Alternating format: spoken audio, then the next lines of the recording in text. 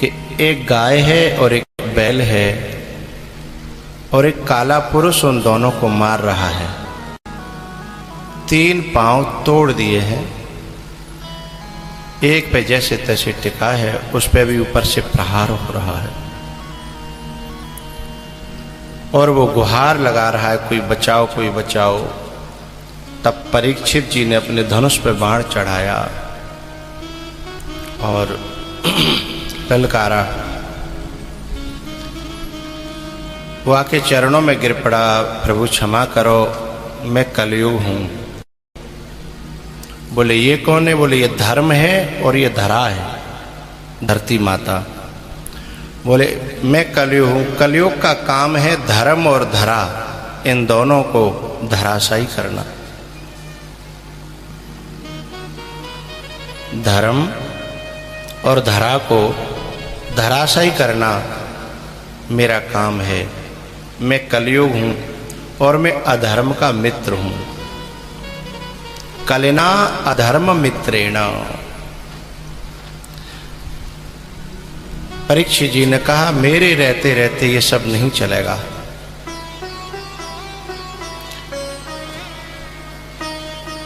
तो बोले मेरे को कुछ जगह रहने के लिए दे दीजिए, जब तक आपकी उम्र है मैं तब तक गुजारा करूंगा, फिर आपके न रहने पर मैं अपना मनमानी करूंगा, क्योंकि आपकी उम्र तो बहुत थोड़ी सी है। मेरी उम्र तो कलयुग की उम्र है 4,32,000 वर्ष। बोले तुम तो मेरे में थोड़े से दिन जियोगे, चले जाओगे।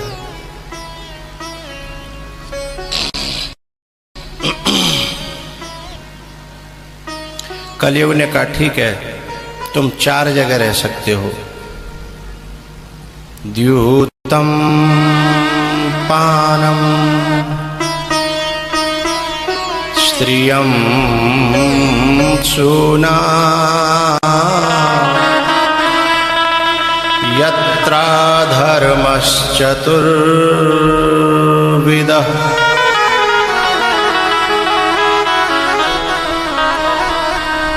द्यूतं पानं स्त्रियं सूना यत्रा धर्मश्चतुर्विधः अभ्यर्थिस्तदा तस्मै स्थानानि कलये ददौ।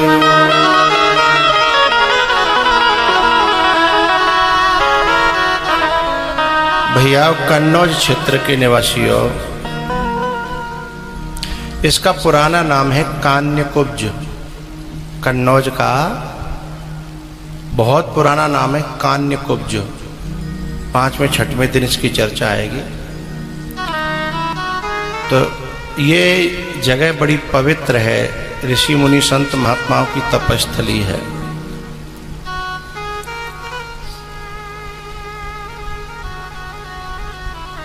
लेकिन जहां लोगों का खान पान बिगड़ जाता है, बोलचाल बिगड़ जाती है, रहन सहन बिगड़ जाते हैं, विचार बिगड़ जाते हैं, तो फिर वो जगह को, क्षेत्र को अपवित्र कर देते हैं।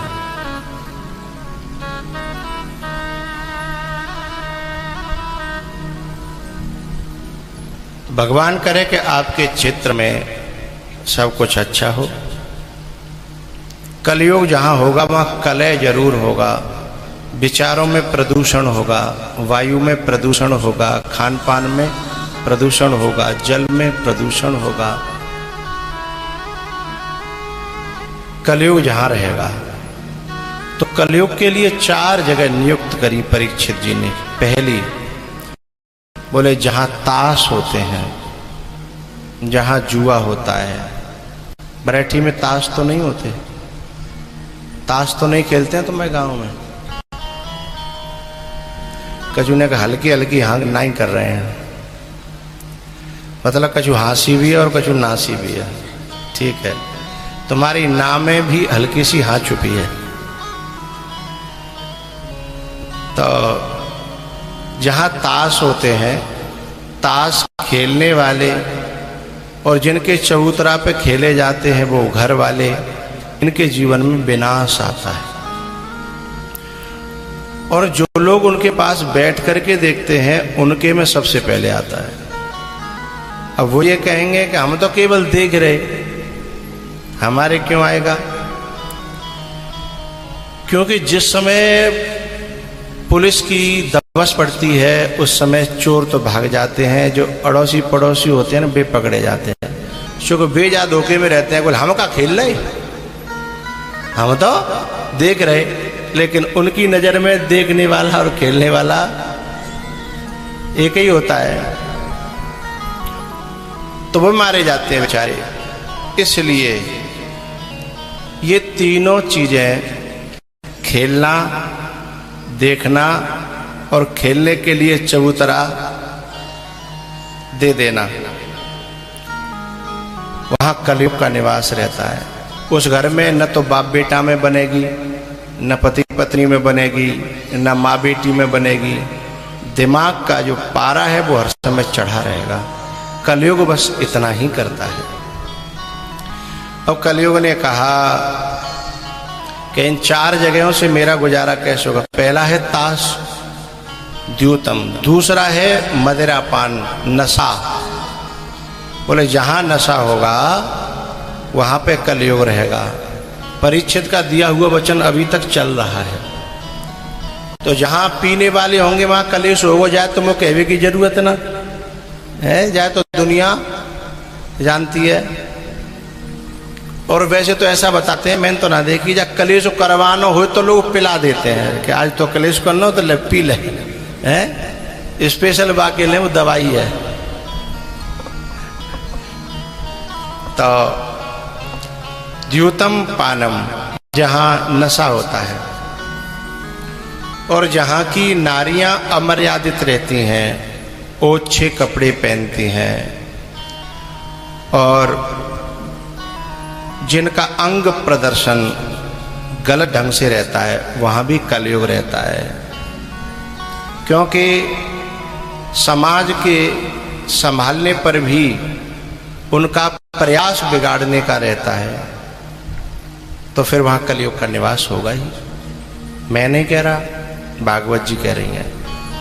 द्यूतम पानम स्त्रियम, स्त्रियां, नारियां, उनके चाल चलन, हाव भाव, पहन पहनाव, बोली भाषा, आंखें, इन सब में यदि बर्ताव ठीक नहीं है, उसका लक्ष्य ठीक नहीं है, तो महाभारत होगा, कलयुग होगा, गोलियां चलेंगी और वह नारी अपने बाप, भैया और खानदान के लिए कलंक होती है। क्योंकि उसके कारण भाई को तो परेशानी झेलनी पड़ती है, जबकि उसमें बेचारे भाई का कोई दोष नहीं होता, लेकिन वो झेल नहीं पाता। तो जहां की नारियां अमर्यादित रहती हैं, मैंने 4-5 चीजें बोली, बोली भाषा, चाल चलन,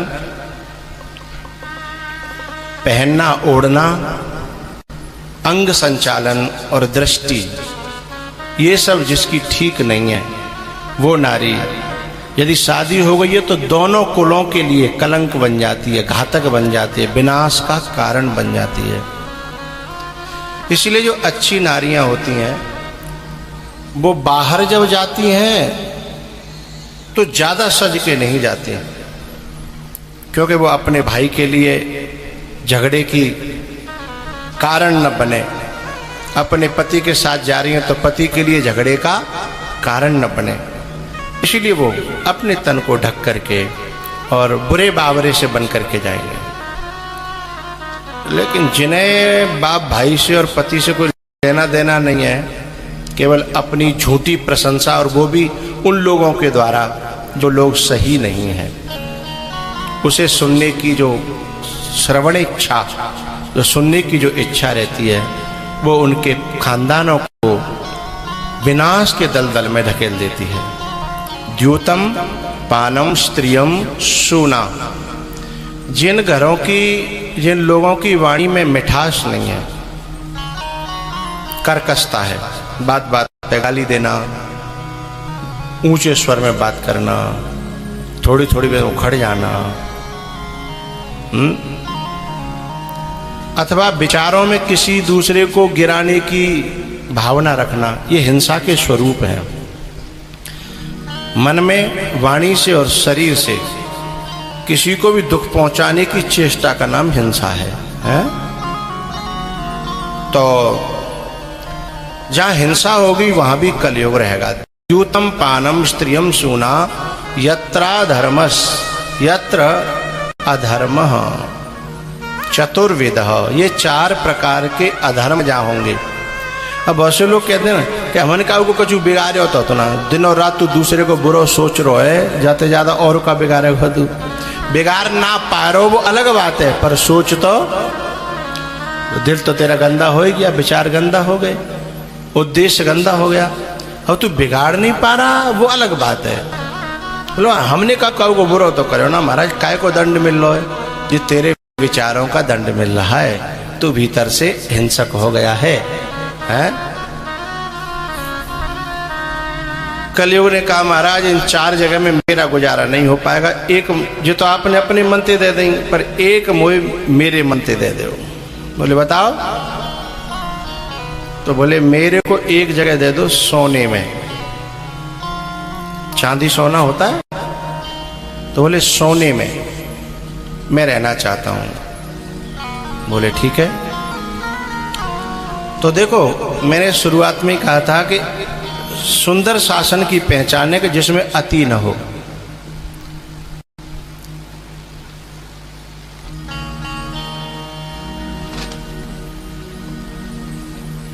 सोने में कलयुग रहता है, लेकिन यदि बहुत थोड़ा सा सोना हो, थोड़ा बहुत कानों में पहन लिया, हल्का सा है, हल्का सा कोई उंगली में पहन लिया, बहुत थोड़ा सा, तो वो बहुत ज्यादा किसी बदमाश की चोटा की बुद्धि खराब नहीं करेगा। लेकिन बहुत लटकाए लो है, छाती पे जरा 2.5 किलो है और पूरे उंगलियां भरी हैं और जन मतलब पूरे शरीर में सोनो ही सोनो लटके रहो है, तो जो नेकात बदमाश होगा वो पूरा बदमाश हैवी की कोशिश करेगा। बोले भैया भले ही 2-4 दिन जेल काटेंगे पर इतना माल मिलेगा है तो होगी सो देखी जाएगी। तो अत्यधिक सोना बुद्धि को खराब करता है, और जिन्हें दुनिया की बुद्धि खराब करनी है अभी तो ला दे के डोलते ही हैं फिर है। तो सोना ज्यादा पहनने से 2 नुकसान होते हैं। तुम्हारे सोने से कोई खुश तो होने वाला है नहीं। कुछ लोग तो जलेंगे, तो जलाने के लिए पहनना है तो वो लोग पहनते हैं। किसी को अपना अहंकार पुष्ट करना है कि हम पे इतना सोना है तो वो पहनते हैं।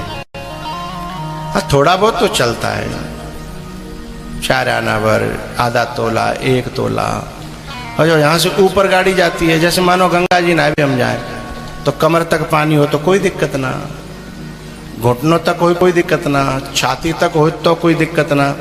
अब हम जैसे लोग तैरना नहीं जानते हैं और बिना को पानी कंधाते ऊपर आवेगा तो क्या होगा है, खतरा है ना। ऐसे ही एक लिमिट में सोना पहनना कोई दिक्कत नहीं है, लेकिन जब ऊपर जाएगा तो फिर खतरा बनेगा। और कभी कभी तो सोनो को सोनो गयो और जान की जान गई, दोनों चले जाते हैं संग में हैं।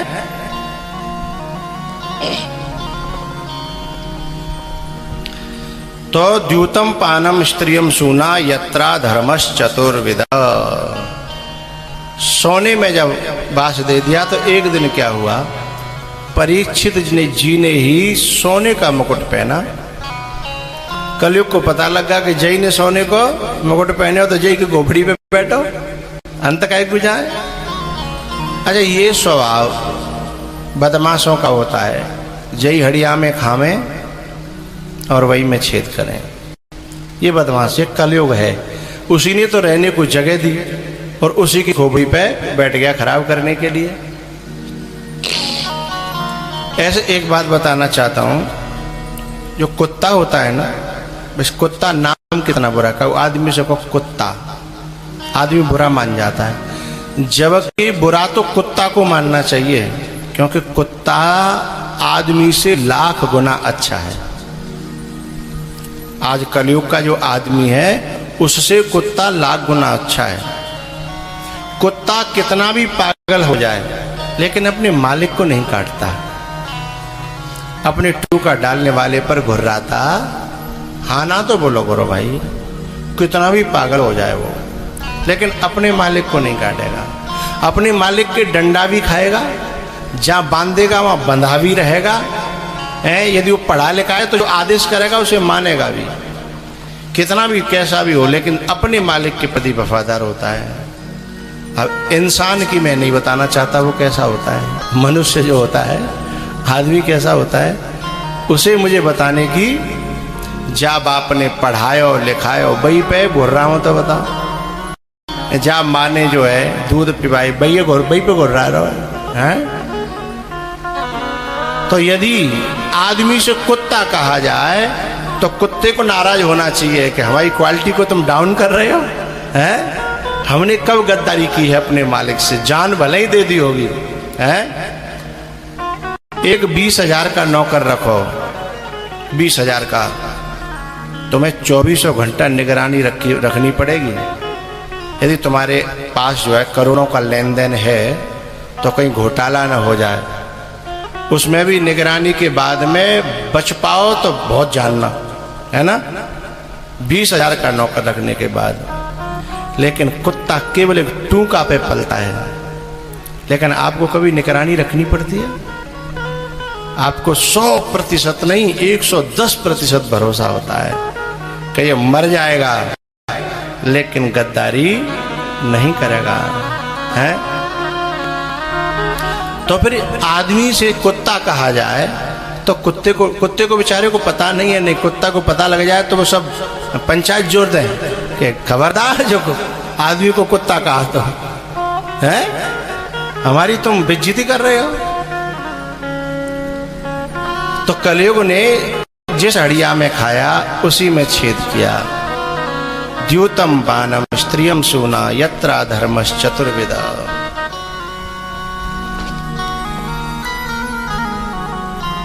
कलयुग जैसे सिर पे बैठा, परीक्षित जी महाराज शिकार खेलने का मन बन गया। जंगल में भटकते भटकते एक ऋषि के यहाँ पहुंचे जिनका नाम था शमीक ऋषि। वो अपनी समाधि में थे और जब आश्रम में पहुंचे ये देखने लगे कि ये उठे, लेकिन वो तो समाधि में थे। तो इन्होंने वो उठे नहीं, इस बात को इन्होंने अपना अपमान समझ लिया। बहुत से लोग ऐसे इठे डोलते हैं, बिना बात अपना अपमान समझ लेते हैं। जैसे शादी में दामाद, शादी में दूल्हा को दामाद बिल्कुल अधर डोलतो, नेक काउन छीदो भाई में नाराज है जाए, और कोई न छिए तो वैसे ही नाराज है जाके पूछा नहीं मुझे पूछा ही नहीं। अब तो ये पूछो डोलने दुनिया भाई, अरे दावत है हरी तू खा ले, है सब काम है तू कर ले। वो बिना बात है अपना अपमान समझता रहता हर समय। कोई आदमी सीधा निकल गया और सारी जाकर के वो निकालता भड़ास वो दूल्हा पे या दूल्हा के बाप पे, है कि वो तुम्हारा फलाना आदमी आया था सीधा निकल गया, उसने मुझसे राम राम नहीं की। अरे भैया तंदूर की रोटी चल रही है भाई, रोटी पे ध्यान हो कहते राम राम पे ध्यान हो। तो कुछ लोगों को जब कलयुग सिर पे सवार होता है, बैठता है, तो बस बात बात में अपना अपमान लगता है, जबकि अपमान कोई करता नहीं है, बस उन्हें लगता है। और जब ऐसा लगे तो समझना हमारे सिर पे कलयुग बैठा है। और एक बात बताऊं, चलो सम्मान पाने की इच्छा तो वैसे गलत है, लेकिन फिर भी चलो थोड़ी बहुत है भी, तो सम्मान पाना छोटों से तो अच्छा लगता है। अपने बड़ों से, अपने पूजनीय से और ऋषि मुनियों से सम्मान पाने की इच्छा भीतर आना अब जाते ज्यादा कंगाली और बेवकूफी का होगी है। और वो सम्मान न करे, जैसे बहुत से लोग होते ना, अरे बोले हम महाराज जी के पास गए थे, हमें जमे नहीं। बोले क्यों? बोले बिन्ने पूछी नहीं कछु। अब वो घर छोड़ के भगवान ने पूछने के लिए निकले तो पूछेंगे हैं? अरे तो दर्शन मिल गए जो कम है क्या है? तो ये दर्शन मिले हैं? अब वो भगवान के लिए घर छोड़ो, भगवान के लिए परिवार छोड़ो, भगवान के लिए दुनिया छोड़ी। अब भगवान ने पूछे कि तुम लोगों ने पूछा डोले, यदि तुम लोगों ने पूछवे के लिए यदि वहां घर छोड़ो तो फिर बाबा जी नहीं भिखारी हो सकता है। इसमें अंतर होता है, महात्मा में और भिखारी में अंतर होता है। भिखारी हमेशा कंगाल रहता है और महात्मा अंदर से भगवान की भक्ति से लबालब भरा रहता है, वो भिखारी नहीं है। हाँ, कभी वो भिक्षा करता है तो संसारी लोगों पर उपकार करने के लिए, बाकी वो अंदर से भक्ति से लबालब भरा है।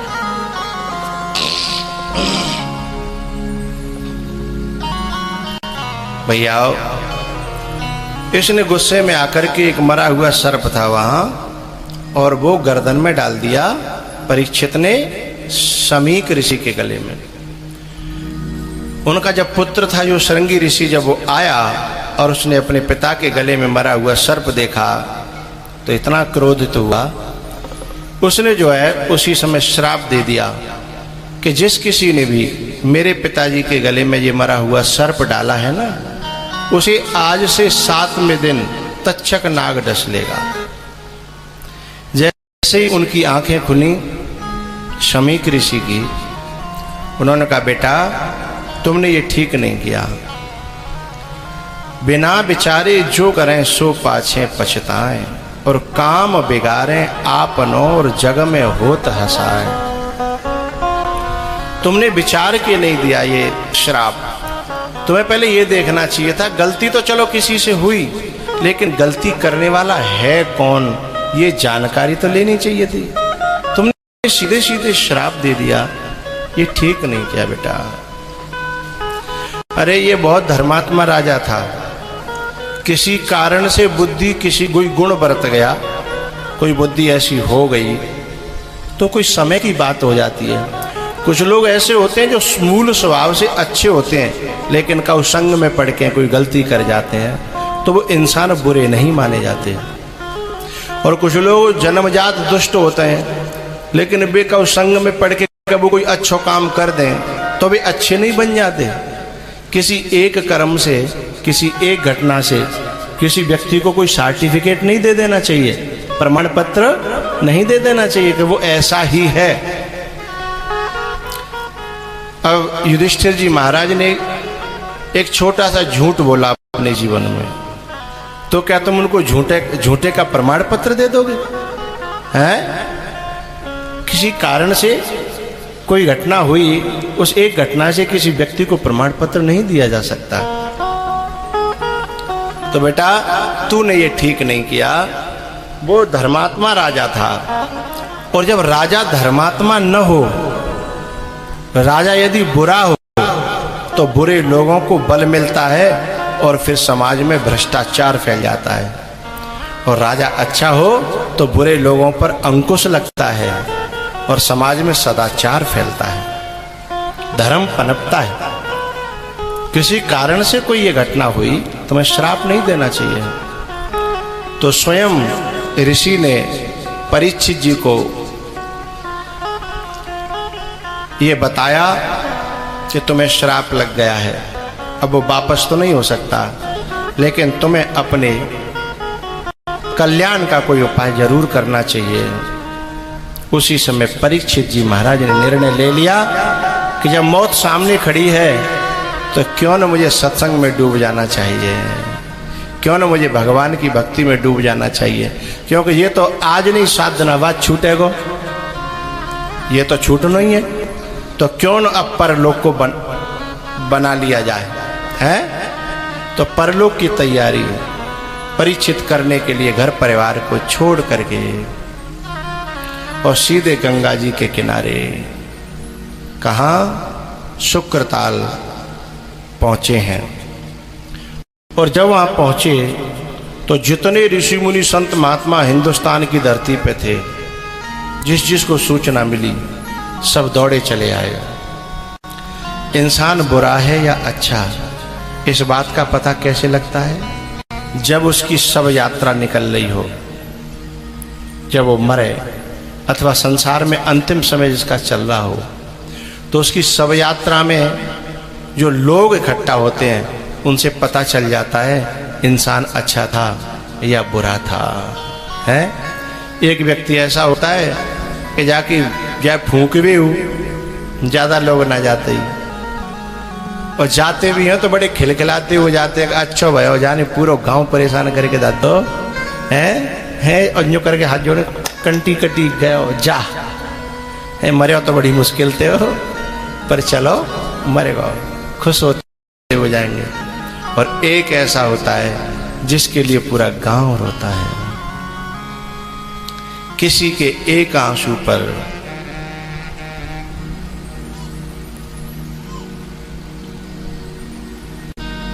किसी के एक आंसू पर हजारों लोग रोते हैं। है किसी के एक आंसू पर हजारों लोग रोते हैं। कोई रोता है जीवन भर, चैन से लोग सोते हैं। कर्म अच्छे करो जग में, दिलों की दूरियां कम हो। जो बिछड़ों को मिला जाए वही इंसान होते हैं। जोरते बजा कर जोरते।